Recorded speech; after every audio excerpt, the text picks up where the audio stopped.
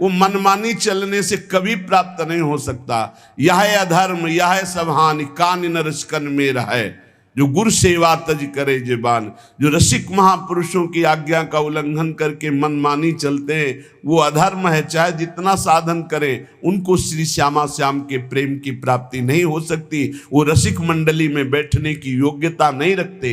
मिल चले होत सो अनमिल चले कहाँ, फूटते होत है फटफटाही। केवल फड़फड़ाते रहो, कुछ नहीं कर पाओगे यदि रसिकों का संग नहीं है। श्री हरि प्रिया जू को यह परम पद पावनो, अति दुर्लभ महासुलभ नाही। ये प्रिया प्रीतम का पद बड़ा दुर्लभ है, सुलभ नहीं। सुलभ उसी को है जिसने रसिकों का संग पा लिया, रसिकों के संग मिल करके चल रहे हैं।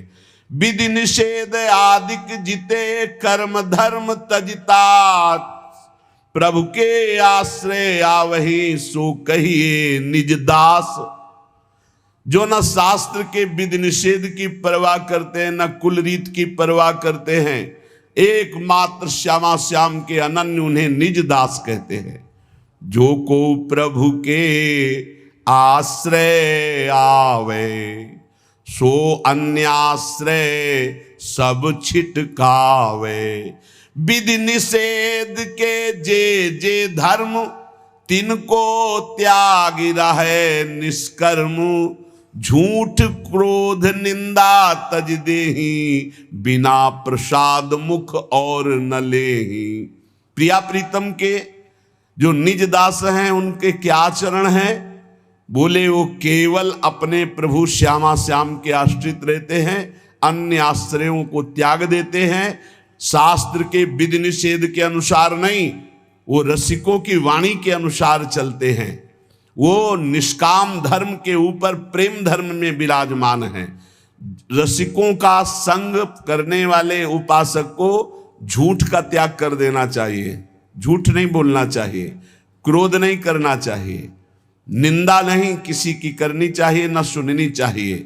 और बिना भगवद अर्पित किए पानी और एक कण भी अन्न मुंह में नहीं जाना चाहिए। पानी भी जाए तो प्रसादी जाए, अमनिया नहीं। और एक भी कण अन्न जाए तो प्रसादी जाए, अमनिया नहीं। झूठ क्रोध निंदा तजी देही, बिना प्रसाद मुख और न लेही। सब जीवन पर करुणा राखे, कबहू कठोर वचन नहीं भाखे।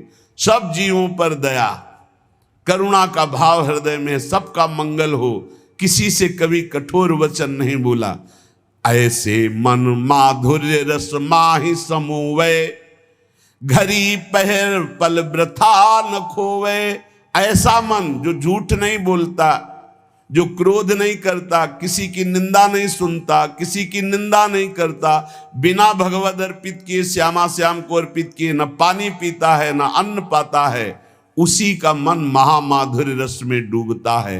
एक क्षण भी व्यर्थ मत जाने दो, बहुत कीमती जीवन है। हर समय सतगुरु के मार्ग पग धारे, हरि सतगुरु बिच भेद न पारे।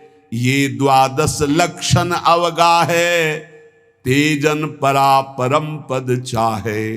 जो परम पद का अधिकारी श्री श्यामा श्याम के चरणों का होना चाहता है, उसे अपने सदगुरुदेव के मार्ग में ही कदम बढ़ाने चाहिए।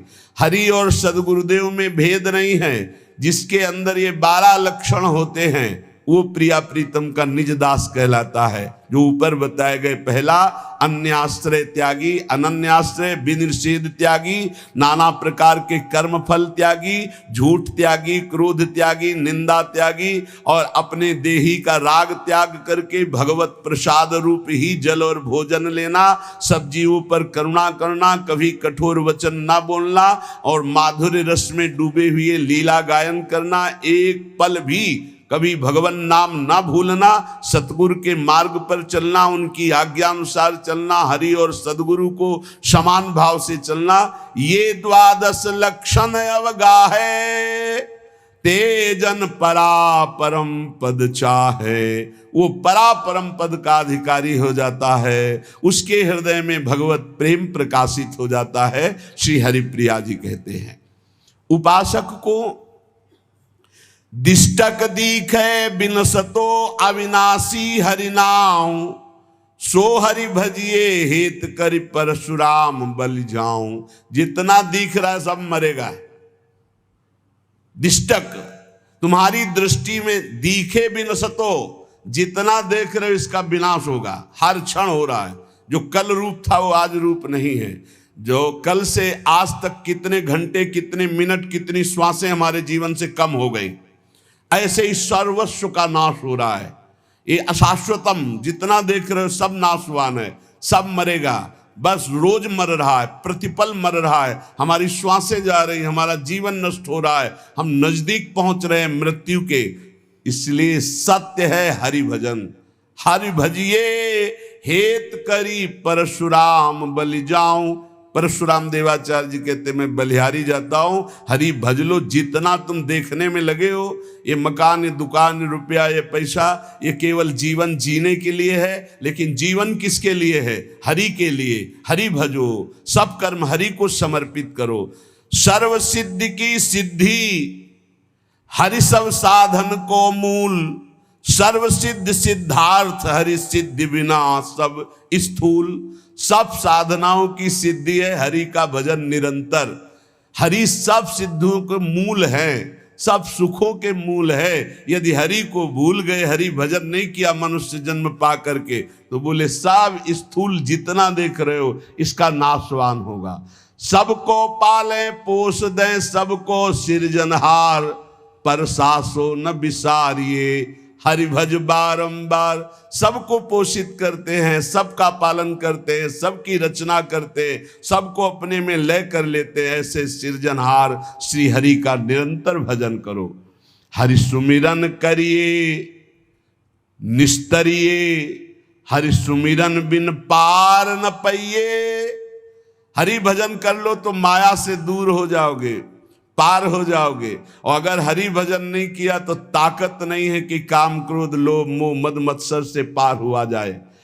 हरि सुमिरै सोई हरि नाती, हरि न भजै सोई आत्म घाती। जो हरि का सुमिरन करे वही हरि का संबंधी, नाती मन नाता, वही हरि का संबंधी जो हरि का सुमिरन करे। और जो हरि का सुमिरन नहीं करता वो आत्मघाती है। जो न तरे भव सागर, अस समाज नर पाए, स्वति निंदक मंदमति आत्महनन गति जाए। वो आत्महत्यारे की जो दुर्गति होती है वही दुर्गति होती उसकी, जो जीवन मनुष्य का मिला और भजन करके भगवान की प्राप्ति न किया, केवल संसार के राग रंग में मगन रहा, वो आत्मघाती है। हरि सुमिरै हरि को हितकारी, हरि न भजै सोई बड़ व्यभिचारी। जो हरि का सुमिरन करता है वही संयमी होगा, जो हरि सुमिरन करता है वही मंगल को प्राप्त होगा। कल एक बड़े विवेकी प्रश्न कर रहे थे, समाज सेवी थे, आज हमारा समाज अधिक से अधिक डिप्रेशन में, अधिक से अधिक चिंता शोक भय में चला जा रहा है। इस विषय पर आप क्या उत्तर देंगे? क्या है समाज की दुर्दशा का कारण? एक शब्द है, भ्रष्टाचरण। बस वो अधर्म का धन लेना, व्यसन करना, व्यभिचार करना, नाना प्रकार की दुराचार प्रवृत्तियों को देखना, सुनना, बोलना, क्रिया में लाना, बस एक शब्द है, भ्रष्टाचरण। जो नशे से युक्त है, जो व्यभिचार से युक्त है, जो नाना प्रकार की कुमार्गामियों की प्रवृत्तियों से युक्त है, जो अधर्म का घूस पैसा लेता है, वो कभी चिंता शोक भय रहित हो सकता है? कभी नहीं हो सकता। वो जाएगा डिप्रेशन में, आज नहीं तो कल जाएगा, क्योंकि तुम्हारा मन ही तुम्हें दंड देगा। जो तुम भगवत विरुद्ध आचरण करोगे तो तुम्हारा मन ही तुम्हारा नाश करने वाला शत्रु बन जाएगा। अगर भगवत भजन करोगे तो तुम्हारा मन तुम्हारा मित्र बन के परमानंद सुख प्रदान करेगा। हरि सुमिरै हरि को हितकारी, हरि न भजै सोई